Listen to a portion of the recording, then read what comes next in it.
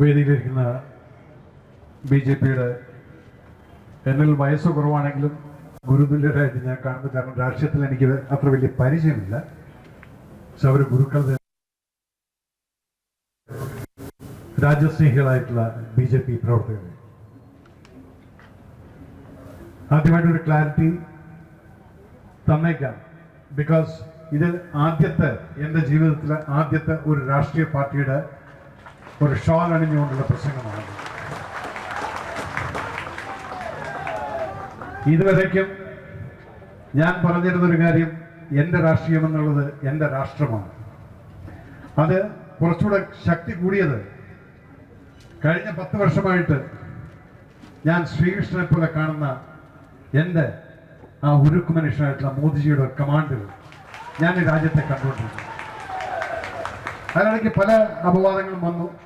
ഇയാൾക്ക് സ്ഥിരതയില്ല, ഇയാളെ കോൺഗ്രസ് സ്റ്റേജിൽ കാണാം, കമ്മ്യൂണിസ്റ്റ് സ്റ്റേജിൽ കാണാം. അന്ന് ഞാനൊരു സെലിബ്രിറ്റി ആയിരുന്നു. ആ സെലിബ്രിറ്റി എന്ന് പറയുന്ന സമയത്ത് ആര് വിളിച്ചാലും ഞാൻ പോകും. ഈദുൽ ഫിത്തറിന് വിളിച്ചാലും പോകും, പള്ളിയിലെ പ്രശ്നം ഉണ്ടെങ്കിലും പോകും, എന്തുണ്ടെങ്കിലും ഞാൻ എവിടെയും പോകാൻ എനിക്ക്. കാരണം ഒരു രാഷ്ട്രീയ പാർട്ടിയായിട്ട് കമ്മിറ്റില്ല. പക്ഷേ എന്ന് that is on 24th December നദ്ദാജിയും സുരേന്ദ്രജിയും എൻ്റെ കഴുത്തിൽ ആ ഷോൾ അണിച്ചതിന് അന്ന് തൊട്ട് ഞാൻ പിന്നെ BJPക്കാരനായി മാറിയിരിക്കുകയാണ്. അതിൽ എനിക്ക് അഭിമാനമേ ഉള്ളൂ. ഞാൻ നിങ്ങളിൽ കാണുന്ന ഏറ്റവും വലിയൊരു പ്രശ്നം കേരളത്തില്, you are shy of saying ഞാൻ BJP ആണ് എന്ന് പറയാൻ എവിടെയോ ഒരു മടി, നെറ്റിയിലൊരു കുറി തൊടാൻ മടി. എൻ്റെ വീട്ടിലൊരു മുസ്ലിം സഹോദരൻ വന്നു കഴിഞ്ഞാൽ അവൻ അന്ന് അവിടെ കിടക്കുന്നുണ്ടെങ്കിൽ നിങ്ങൾക്ക് എന്നും എൻ്റെ വീട്ടിൽ വന്ന് കാണാം. ഒരു നിസ്കാരപ്പായ അവിടെ ഉണ്ട്. എന്നിട്ട് പടിഞ്ഞാറ് എങ്ങനെയാണെന്നുള്ള കറക്റ്റായിട്ട് ഞാൻ മാർക്ക് ചെയ്തിട്ട് എൻ്റെ ഗസ്റ്റ് റൂമിനകത്ത് ഞാൻ വെച്ചിട്ടുണ്ട്. Because that is what is major review എന്ന് രാഷ്ട്രത്തെ സ്നേഹിക്കുന്ന ഒരു രാഷ്ട്രവാദിയായിട്ടുള്ള ഇന്നത്തെ ഈ BJPക്കാരൻ. സോ നമ്മൾ ഒരിക്കലും വർഗീയനല്ലായിരുന്നു, ഇപ്പോഴുമല്ല, എന്നുമല്ല. പക്ഷെ നമ്മളെ പറഞ്ഞ് പരത്തിയിരിക്കുന്നത് കേരളത്തിൽ എസ്പെഷ്യലി അത് ലെഫ്റ്റിസ്റ്റിന്റെ ഒരു അജണ്ടയാണ്. BJP വർഗീയർ, അവർ വന്നു കഴിഞ്ഞാൽ മുസ്ലിങ്ങളെ നിങ്ങളെല്ലാം ഓടേണ്ടി വരും. ഞാൻ ചോദിക്കുന്നത്, കഴിഞ്ഞ 10 വർഷമായിട്ട് മോദിജി ഈ കേരള ഗവൺമെന്റ്, ഇന്ത്യ ഗവൺമെന്റ് ഭരിക്കുന്ന സമയത്ത് എവിടെയാണ് ഒരു കമ്മ്യൂണൽ വയലൻസ് ഉണ്ടായിരിക്കുന്നത് എന്നുള്ളത് ചോദിച്ചാൽ അതിന് ആർക്കും ഉത്തരമില്ല, പറയാനില്ല. കേരളത്തിൽ എവിടെയെങ്കിലും ഹിന്ദു മുസ്ലിം റൈറ്റ്സ് ഉണ്ടായിട്ടുണ്ടോ? ഇല്ല. പക്ഷെ ചോദിച്ചാൽ എന്താണ്? അവർ കൂട്ടിയല്ല കേട്ടോ. ഇത് തന്നെയാണ് ഇപ്പോഴും പറയുന്നത്. BJPക്കാർക്ക് ഒരിക്കലും വോട്ട് ചെയ്യരുത്. അതുകൊണ്ട് TV-യിലും അവിടെ എല്ലാം കാണാം. ഇപ്പൊ അതല്ല ഇവിടുത്തെ പ്രസക്തി. ഇനി വരാൻ പോകുന്ന ലോക്സഭാ ഇലക്ഷൻ എന്നുള്ളതാണ്.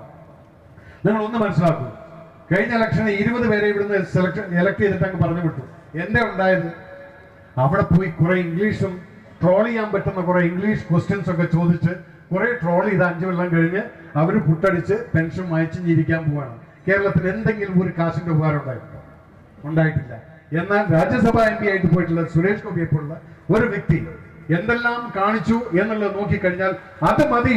അതിനു വേണ്ടി നിങ്ങൾ ഓരോരുത്തരും ഇവിടുന്ന് എലക്ട് ചെയ്ത് പറഞ്ഞയക്കും ഓരോ MP-മാരെ. ആ MP-മാർ അവിടെ പോയി കഴിഞ്ഞാൽ അതിന്റെ ഗുണം കിട്ടുന്നത് നമ്മുടെ ഇന്ത്യക്കാർക്ക്, ഈ കേരളത്തുകാർക്കാണ്. ആ കേരളത്തിന് ഗുണം കിട്ടണമെങ്കിൽ നാളെ ഇന്നിവർ നശിപ്പിച്ചുകൊണ്ടിരിക്കുന്ന ഈ യുവതലമുറയുടെ ബാക്കിയായി വരുന്ന നമ്മുടെ പേരക്കുട്ടികൾക്ക് ജീവിക്കണമെങ്കിൽ ഇനിയും നമുക്കിവിടെ കേരളത്തിൽ BJPയുടെ അടിവേര് ഉറപ്പിക്കേണ്ട കാര്യമുണ്ട്. ഇല്ലെങ്കിൽ നമ്മുടെ പേരക്കുട്ടികൾ വഴിയാധാരമാവും. ഇന്ന് കാണുന്ന എന്താണ്?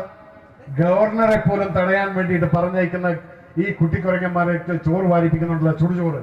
എന്നിട്ടെന്തായി? അവർ പോയി ജയിലിൽ കിടക്കുന്നു. എനിക്ക് ചോദിക്കാനുള്ള ഇത്രയേ ഉള്ളൂ, ഇവരൊക്കെ ഈ ഭരിക്കുന്ന പാർട്ടിക്കാരുടെ മന്ത്രിമാരുടെയും ഇവിടെയൊക്കെ നേതാക്കന്മാരുടെയും എത്ര മക്കളുണ്ട് ഇവിടെ റോഡിലിറങ്ങിയിട്ട് തല്ലു വായിക്കാൻ? ആരുമില്ല. അതുകൊണ്ട് ഇവിടെ ആരെങ്കിലും മാർക്സിസ്റ്റുകാരും മറ്റവരും ഇരിക്കുന്നുണ്ടെങ്കിൽ നിങ്ങൾ അച്ഛനമ്മമാർ സൂക്ഷിച്ചോളാം നിങ്ങളുടെ കുട്ടികളെ. ഇല്ലെങ്കിൽ അവരെ ഇതുപോലെ റോഡിലേക്ക് ഇറങ്ങിക്കഴിഞ്ഞാൽ അവസാനം ഇരുന്ന് വീട്ടിലിരുന്ന് കരയേണ്ടി വരും. അത് വേണ്ടെങ്കിൽ എലക്ട് ചെയ്യൂ. We are the people who loves this country. നമ്മുടെ രാജ്യത്തിന് വേണ്ടിയിട്ട് നമുക്ക് പോരാടാം. ആ രാജ്യം എന്ന് പറയുന്നത് ഇന്ത്യ എന്ന മഹാരാജ്യം. അതിൽ രാഷ്ട്രബോധമുള്ള ഒരു പാർട്ടി എന്ന് പറയുന്നത് അതാണ് ഭാരതീയ ജനതാ പാർട്ടി. അതിൽ ഉറച്ചു നിൽക്കുന്നുണ്ട്. കാരണം ഇന്ന് മോദിജി ചെയ്തിട്ടുള്ള കാര്യങ്ങൾ എന്തെന്നുള്ള പല കാര്യങ്ങളും കേരളത്തുകാർക്ക് ആർക്കും അറിയില്ല. ഒരു സിമ്പിളായിട്ട്, ഞാൻ കഴിഞ്ഞ ആഴ്ച ദേവലാലിയിൽ മിലിറ്ററി ക്യാമ്പിൽ പോയ സമയത്ത് ഞാൻ തന്നെ കണ്ണ് തള്ളിപ്പോയി. പണ്ട് നമ്മൾ കേട്ടിട്ടുണ്ട് ബോഫേഴ്സ് ഗൺസ് കൊണ്ടുവന്നിട്ട് ഇവിടെ കുറെ ഗോട്ടാലിയും ലക്ഷക്കണക്കിന് കോടികൾ തിരിമറി നടത്തിയിട്ടുള്ള കേസ് നമ്മൾ കേട്ടിട്ടുണ്ട്. ഈ ബോഫേഴ്സ് ഗൺസ് ഇവിടെ നിന്ന് കൊണ്ടുവന്നപ്പോൾ ഞാനെന്ന് പറയുന്ന ഒരു ആർട്ടിലറിക്കാരൻ വരും വളരെയധികം സന്തോഷിച്ചു. ഓ വാട്ട് എ ഗൺ എന്നൊക്കെ പറഞ്ഞിട്ട്. പക്ഷേ കഴിഞ്ഞ ആഴ്ച ദേവലാലി പോയപ്പോഴാണ് കാണുന്നത് മോദിജിയുടെ കീഴിലുള്ള എല്ലാം മേക്ക് ഇൻ ഇന്ത്യ എന്നുള്ളതിൽ ഈ ബോഫേഴ്സിനേക്കാൾ 7 കിലോമീറ്റർ ദൂര റേഞ്ചുള്ള ബോഫേഴ്സ് നമ്മൾ ഉണ്ടാക്കി കഴിഞ്ഞിരിക്കുന്നു. അതിന്റെ ഫയറിംഗ് കാണിച്ച് ഡെമോൺസ്ട്രേഷൻ നമുക്ക് കാണിച്ചു തന്നു. ആ ലെവലിലേക്ക് നമ്മുടെ ഇന്ത്യ വളർന്നിരിക്കുന്ന സമയത്ത് why you people are not realising that? എന്തുകൊണ്ട് നിങ്ങൾ ഇത് റിയലൈസ് ചെയ്യുന്നില്ല?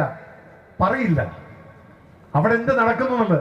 റോക്കറ്റ്സ് എല്ലാം ഫോറിൻ. ഇന്ന് വേറൊരു കാര്യം, ഈ ബോഫേഴ്സിന്റെ അവന്മാർ നമ്മുടെ സ്വീഡൻകാര് നമ്മളെ ബ്ലാക്ക് മെയിൽ ചെയ്യാൻ തോന്നി. ആ സമയത്താണ് മോദിജി പറഞ്ഞത് എന്തുകൊണ്ട് നമുക്ക് ഇതിവിടെ ഉണ്ടാക്കിയത്. എന്താണ് ബ്ലാക്ക് മെയിലിംഗ്? ഗണ്ണ് വാങ്ങിച്ചു, പക്ഷെ ഡാമിനേഷൻ അവര് ആദ്യം ഒരു വിലയിട്ടിരുന്ന 2 ലക്ഷമായിരുന്നു. അവര് മോദിജിയുടെ ഗവൺമെന്റ് വരുന്ന സമയത്ത് ഇവരതിനെ സ്ട്രേറ്റ് അവേ കൊണ്ട് ഒരു റൗണ്ടിന് അവർ 27 ലക്ഷം രൂപയാക്കി. ഈ 27 ലക്ഷം എന്ന് പറഞ്ഞാൽ ആയിരക്കണക്കിന് ലക്ഷക്കണക്കിന് റൗണ്ട്സ് വാങ്ങിക്കണം. ഇതിന്റെ ഫൈനാൻഷ്യൽ ഇംപ്ലിക്കേഷൻസ് എന്തായിരിക്കും? ആ സമയത്താണ് ഇതുപോലെ ദീർഘവീക്ഷണമുള്ള ഞാൻ ആരാധിക്കുന്ന, നിങ്ങൾ ഓരോരുത്തരും ആരാധിക്കുന്ന മോദിജി പറഞ്ഞു why don't you people make it here? അതിവിടെ ഉണ്ടാക്കി ഇന്ന് ആ ഗൺസാണ് പട്ടാളത്തിൽ സപ്ലൈ ചെയ്തുകൊണ്ടിരിക്കുന്നത്. ബോഫേഴ്സ് ഗണ്ണിന് വെറും 33 കിലോമീറ്റർ റേഞ്ചേ ഉള്ളൂ. നമ്മൾ ഉണ്ടാക്കിയിരിക്കുന്ന, ഇന്ത്യയിൽ ഉണ്ടാക്കിയിരിക്കുന്ന ഗണ്ണിന് 37 കിലോമീറ്റർ. അതുപോലെ റെഡി ഫിറ്റ്നസ് എന്ന് പറയുന്നത് ഒരു ബോഫേഴ്സ് ഗൺ വാറിന് അതിന്റെ റൗണ്ട് കയറ്റി റെഡിയാക്കാൻ റിപ്പോർട്ട് കൊടുക്കാൻ 1 മിനിറ്റ് 40 സെക്കൻഡുമാണ്. അതാണ് കമ്പാരിസണിൽ നമ്മുടെ ഇന്ത്യൻ ഗണ്ണും റെഡിയായി വെറും 40 സെക്കൻഡ് കൊണ്ട് യുദ്ധത്തിന് റെഡിയായി നിൽക്കുന്ന ഗണ്ണിനെയാണ് നമ്മൾ ഇന്ത്യക്കാരുണ്ടാക്കിയിരിക്കുന്നത്. സോ ഇതുപോലെ പലതും നമ്മൾ ഉണ്ടാക്കിയിരിക്കുന്നു. ഇതെല്ലാം നമ്മൾക്ക് വേണ്ടിയിട്ടാണ് ചെയ്തിരിക്കുന്നത്. അങ്ങനെയുള്ള ആ മോദിജിയുടെ ഗ്യാരണ്ടി, കഴിഞ്ഞ 10 വർഷത്തിന്റെ ഗ്യാരണ്ടി അദ്ദേഹം കാണിച്ചു തന്നു. ഇനി നമുക്ക് വേണ്ടത് ഒരു എക്സ്റ്റൻഡഡ് വാറണ്ടിയാണ്. അതിനുള്ള അടുത്ത് വരുന്ന ഈ 5 വർഷത്തിന് അദ്ദേഹത്തിന് വാറണ്ടി കൊടുക്കേണ്ടത് നമ്മളാണ്. ഇവിടുന്ന് ഓരോ എം പിമാരും, ഇപ്പൊ ജോർജേട്ടൻ പറഞ്ഞു 5 MP എന്ന് പോരാ, അത് 20 തന്നെ മനസ്സിൽ വെച്ചുകൊണ്ട് ഓരോരുത്തരും വിചാരിക്കണം എന്റെ ഈ വോട്ടായിരിക്കും ഒരുപക്ഷെ ഈ BJP-ക്കാരെ ജയിപ്പിക്കുന്നത്. നിങ്ങൾ ഓരോരുത്തരുടെയും വോട്ടായിരിക്കും. ഒരിക്കലും നമ്മൾ പോയിട്ട് ജയിക്കുമോ എന്നുള്ള ആ ചിന്താഗതി ആദ്യം മാറ്റിയെടുക്കും. നമ്മൾ ജയിക്കും എന്നുള്ളതായിരിക്കണം നമ്മൾ മനസ്സിനകത്ത്.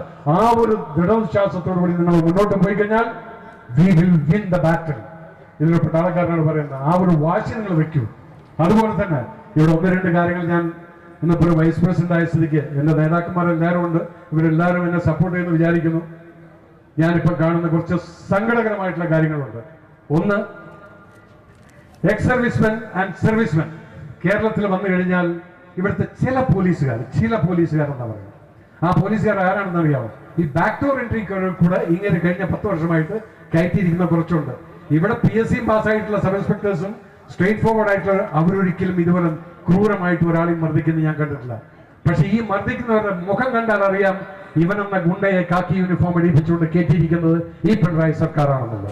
അപ്പൊ അതുകൊണ്ട് അവർക്ക് എഗൻസ്റ്റ് ആയിട്ട് ഇനി എന്റെ പട്ടാളക്കാരെ തൊട്ട് കഴിഞ്ഞാൽ, ഇന്ന് എനിക്കൊരു പാർട്ടി എന്റെ പുറകിലുണ്ട്, ആ പട്ടാളക്കാർക്ക് വേണ്ടി ഞാൻ പോരാടും. അതുകൊണ്ടായിരുന്നു വയനാട്ടിൽ ഒരു പട്ടാളക്കാരനെ ഈ കഴിഞ്ഞ മാസം അടിച്ച് കൈയും കാലം ഒടിച്ചു. എന്തോ ആയിക്കോട്ടെ, എന്റെ പട്ടാളക്കാരുടെ കയ്യിൽ തെറ്റുണ്ടെങ്കിൽ ആ തെറ്റെന്ന് പറയാനുള്ള ചങ്കൂറ്റും എനിക്കുണ്ട്. അല്ല ഞാൻ അവിടെ കരുതി എന്റെ കൈകൾ ശുദ്ധമാണ് എന്ന് ഞാൻ പറയില്ല. എന്റെ കൈ ശുദ്ധമല്ലെങ്കിൽ എന്റെ കൈ ശുദ്ധമല്ല. എന്റെ പട്ടാളക്കാരൻ കള്ളു കുടിച്ചിട്ട് വല്ലതും അഭ്യാസം കാണിച്ചിട്ടാണ് അടി വാങ്ങിച്ചെങ്കിൽ അതിനെ ഞാൻ എതിർക്കും, പോലീസുകാരെ ഞാൻ സപ്പോർട്ട് ചെയ്യും. പക്ഷെ അവിടെ നടത്തിയത് കാൽ ഒടിച്ചിട്ടു, എന്നിട്ട് പോലീസിൽ ചെന്ന് അവർ കൊണ്ടിട്ടു ഹോസ്പിറ്റലിട്ട് ആ ഹോസ്പിറ്റലിൽ അവരെ തിരിച്ചു കൊണ്ടുപോകാൻ സമ്മതിച്ചില്ല. അന്നാണ് ഞാൻ വിചാരിച്ചു ഓക്കെ, ഞാൻ BJP-യുടെ വൈസ് പ്രസിഡന്റ് ആയിട്ടിരിക്കുന്നു, let me start working. I inform the Kannur army. അവര് ട്രക്കിൽ അവിടെ കൊണ്ടുവന്ന് ഇറക്കി. ആ ഇറക്കിയത് ഞാൻ പറഞ്ഞു ഒരാളും ഒന്നും ലോക്ക് എഗൻസ്റ്റ് ആയിട്ട് ചെയ്യരുത്. പക്ഷെ ആ പട്ടാളക്കാരനെ ഇറക്കി കൊണ്ടുപോയിട്ട് മെഡിക്കൽ കോളേജിലോ അല്ലെങ്കിൽ ആർമി ഹോസ്പിറ്റലിലോ കൊണ്ട് ആക്കണമെന്ന് ഇമ്മീഡിയറ്റ്ലി പോലീസ് ആക്ഷൻ ചെയ്തു. അതെന്താണ്? ചോദിക്കാനും പറയാനും ആളുമില്ലാത്തപ്പോ നിങ്ങളുടെ എല്ലാവരുടെയും മേഖല കയറാൻ ആൾക്കാർ ഉണ്ടായിരിക്കുന്നത്. അതിനി നടക്കില്ല എന്നുള്ളത് ഞാൻ ഇവിടെ വെച്ച് ഞാൻ പറയുകയാണ്. അപ്പൊ ആ പട്ടാളക്കാർക്ക് വേണ്ടി ഞാൻ ഫൈറ്റ് ചെയ്യും. അതുപോലെ തന്നെ നിങ്ങൾ ഓരോരുത്തർക്കും നിങ്ങളുടെ കുട്ടികൾ വഴിതെറ്റി പോകാതിരിക്കാം. കാരണം ഇവർ നടത്തുന്ന ബിസിനസ്സുകൾ പലതുമുണ്ട്. ഞാൻ ഏത് പാർട്ടി എന്നുള്ളതല്ല ഞാൻ പറയുന്നു.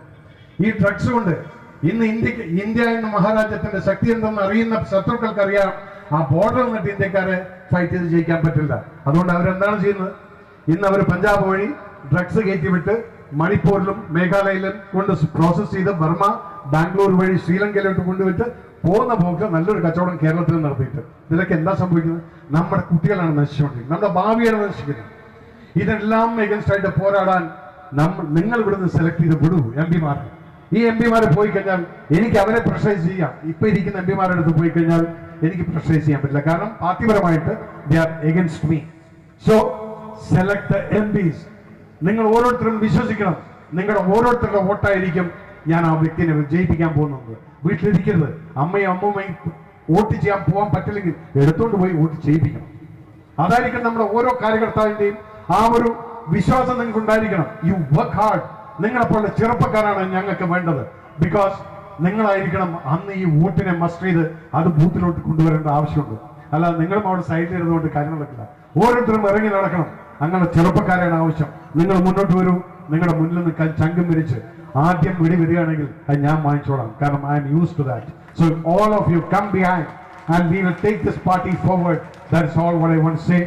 വിത്ത് ഓൾ ദാറ്റ്, ഇന്ന് സുരേന്ദ്രൻ നയിക്കുന്ന ഈ ജാഥയ്ക്ക് ഇതിന്റെയൊക്കെ ഒരു അർത്ഥമുണ്ട്. എന്തിനാണെന്ന് നമ്മൾ ഓരോരുത്തരും വന്ന് സംസാരിക്കുന്നത് ജോർജേട്ടൻ പറയേണ്ടതൊക്കെ പറഞ്ഞു ഇവിടെ എന്തൊക്കെയാണ് നടക്കുന്നത്, അഴിമതിയും കാര്യങ്ങളൊക്കെ. അതുകൊണ്ടാണ് ഞാനത് ഇൻസിസ്റ്റ് ചെയ്യാച്ചത്. ഇതെല്ലാവർക്കും അറിയാവുന്ന കാര്യമാണ്. പറഞ്ഞ പോലെ നമ്മളെല്ലാം കാണാനിരിക്കുന്ന ഒരു ശുഭദിനം വരാൻ പോവുകയാണ് എന്നുള്ള അദ്ദേഹം പറഞ്ഞു. അടുത്തേണ്ട വരട്ടെ എന്ന് ഞാൻ ദൈവത്തിനോട് പ്രാർത്ഥിക്കുന്നു. ആ ഏത് ദൈവത്തിനോടാണ്? ഈ കോപ്രായം കാട്ടിക്കൂട്ടുന്ന ദൈവവിശ്വാസികളില്ലാത്ത നിരീശ്വരവാദികളായിട്ടുള്ള ഇവന്മാരെ, ഈ നേതാക്കന്മാർക്ക് ദൈവം കൊടുക്കുന്ന ഒരു പനിഷ്മെന്റ് കാണാൻ വേണ്ടി നമ്മൾ കാത്തിരിക്കും. അന്ന് പറയും എന്റെ അയ്യപ്പനാണ് ശക്തി, അല്ലെങ്കിൽ എന്റെ കൃഷ്ണനാണ് ശക്തി എന്നുള്ളത് അന്ന് നമ്മൾ പറയും. അവിടെയായിരിക്കും വിശ്വാസിയായിട്ട് മാറുന്നത്. ആ വിശ്വാസം നിങ്ങൾ എല്ലാവരിലും ഉണ്ടായിരിക്കട്ടെ. മറ്റുള്ളവന്റെ വിശ്വാസം ഒരിക്കലും നമ്മൾ ഇൻസൾട്ട് ചെയ്യരുത് എന്ന് ജോർജേട്ടൻ ആ വാങ്കുവിളി കേട്ട സമയത്ത് നിർത്തിയപ്പം ഐ റിയലി ലവ് ദാറ്റ്.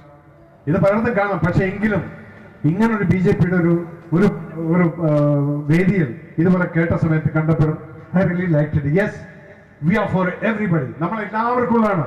നമുക്ക് ഒരു ജാതിയില്ല, ഒരു മതമില്ല, ഒന്നുമില്ല. ഒറ്റ ജാതി, അത് ഇന്ത്യൻ എന്ന ജാതി. അത് തന്നെയാണ് നമ്മുടെ മതവും ആ കൊടിയും മതി തന്നെ. Thank you so much. God bless you all. എല്ലാ ചെറുപ്പക്കാരും എന്റെ കൂടെ ഉണ്ടായിരിക്കണം. We all will be standing in front of you and we will lead from the front. നിങ്ങൾ ഓരോരുത്തരും വോട്ട് ചെയ്യാൻ മറക്കരുത്. വയ്യാത്ത അമ്മ വേണമെങ്കിൽ ശരി, എടുത്തോണ്ട് വന്നുകൊണ്ട് ആ തമ്പൊന്ന് അവിടെ കുത്തിക്കണം. Please do that. Thank you so much and God bless you all and a big jai hind. Thank you.